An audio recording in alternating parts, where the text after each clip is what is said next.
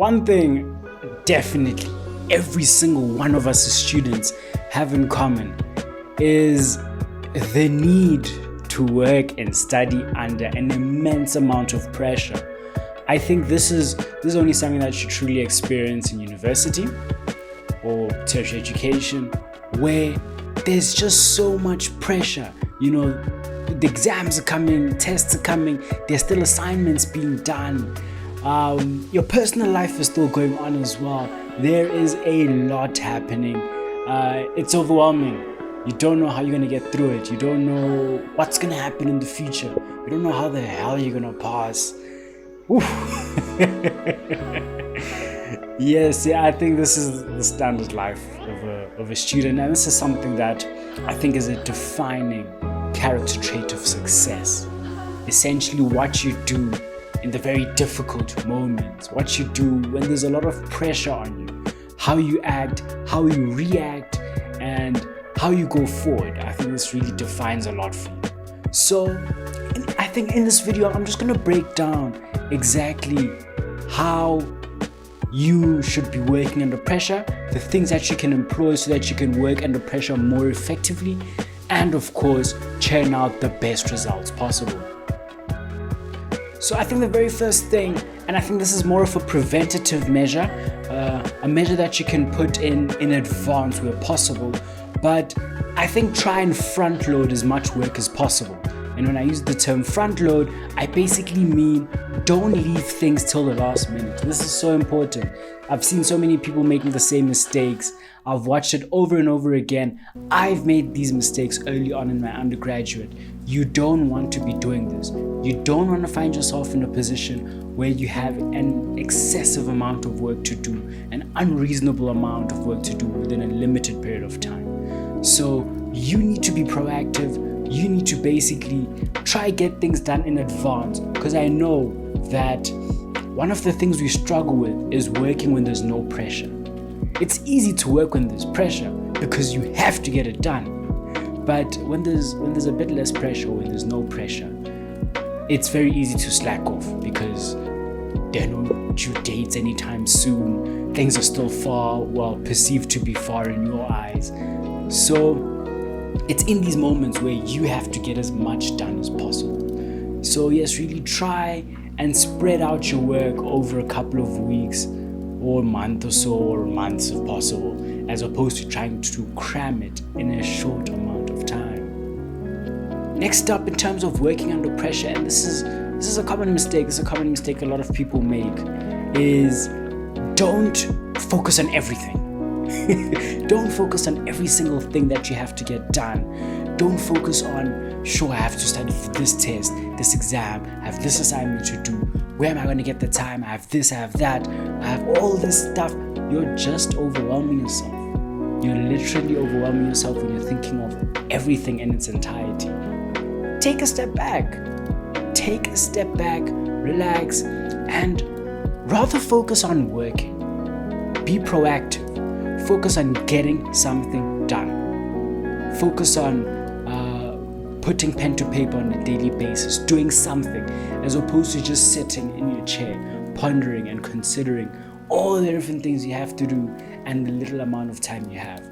Because, and I've said it in a few of my other videos before, but we as students tend to overstress ourselves. We tend to impose a lot of stress on ourselves, unnecessary stress at that, and you don't have to, so I think choose your battles, choose the things you worry about, you concern over, you ponder over. Choose those things very wisely, because you cannot overwhelm yourself, especially when things are pressured, especially when times are tough and there's a lot for you to get done. So be proactive, get things done, and I think very, very important is show up. Show up. This is one of the best pieces of advice I can personally give here, but just show up.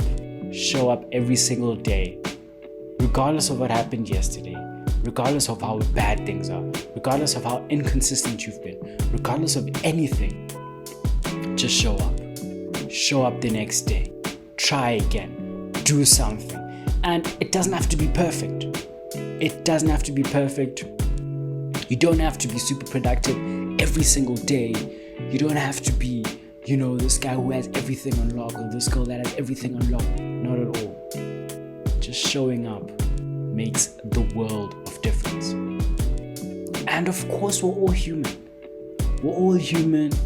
And as like any human, we need rest. This is something that a lot of people tend to not do. I think we rest more when there's less pressure on us, if we're being honest.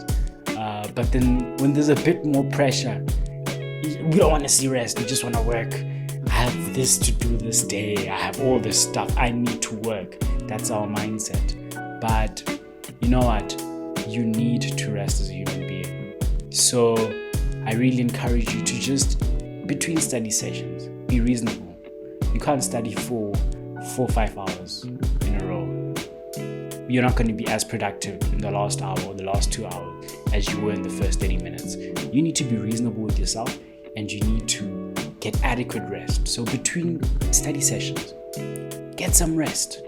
You study for 45 minutes, rest 15 minutes, or study for 25-minute intervals and rest for 5 minutes, whichever method. But your rest also cannot be longer than the period you're studying. That doesn't make sense.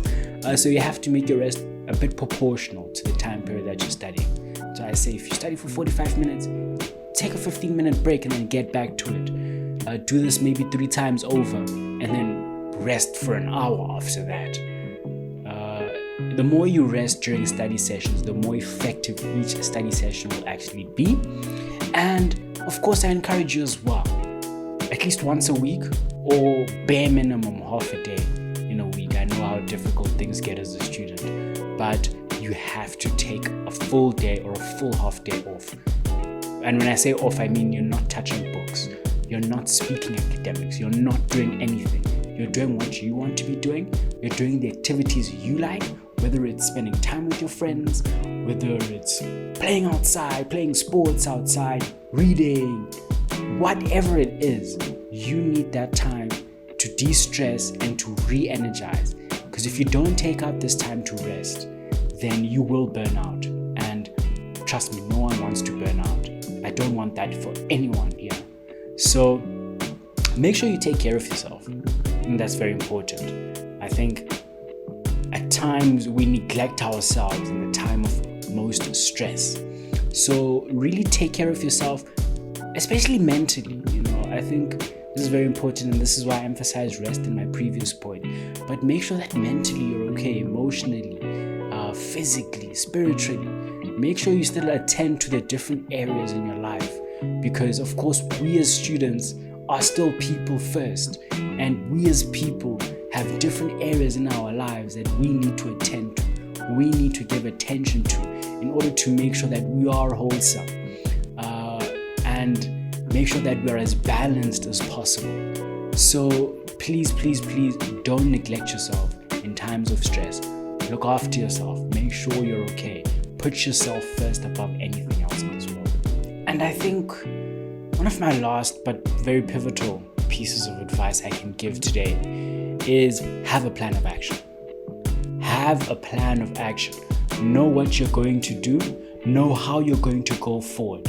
Because you cannot wing things, especially when things are hectic. There's a lot on your plate. There's a lot going on. If you wing things, you are setting yourself up for failure. So have that plan of action. Set it out. Know what you need to do. Know when you need to do it. Know how you're going to do it. And once again, it doesn't have to be perfect, but just a rough indication of how you're going to spend your week, or how you're going to roughly spend out your month leading up to exams or whatever. Just have that in mind, because the more you plan out your time, the more you build plans of action, the more you sort of have a realistic understanding of how much time you actually have left. And usually when you do this, you'll actually see you don't have a lot of time left. So it then pushes you to get things done effectively in the weeks leading up, and not just leaving everything for the last week. Because once again, we don't want unnecessary stress. So make sure you build those plans of action, build that expectation of what you're going to be doing in the week or in the following weeks. And I think as far as possible, you know what, every single plan of action, every single plan is ineffective if you don't apply it. If it stays on that piece of paper, it stays as a, you're gonna do this, it would be nice to do this, or whatever, that's ineffective. That's not gonna help you out at all. You need to apply. You need to apply as soon as possible and as effectively as possible. Very important. That I cannot emphasize enough, because if you don't apply the things that you plan to do, then planning is useless for you. I'll be very honest. So yes, make sure that you apply as soon as possible, as effectively, and once again, it doesn't need to be perfect. You don't need to meet every single thing you set for yourself on a daily basis. Obviously you should try, but if you don't, I think always just go back to the plan that you set for yourself and understand why you're not meeting your goals. Why are you not meeting your objectives? Why are you falling short? What do you need to improve? If you can go on a consistent and constant cycle of improvement and getting better at, planning out your time and working under pressure, you will see it pay dividends in years to come. You may not see it in yourself, but trust me, guys, it will pay dividends.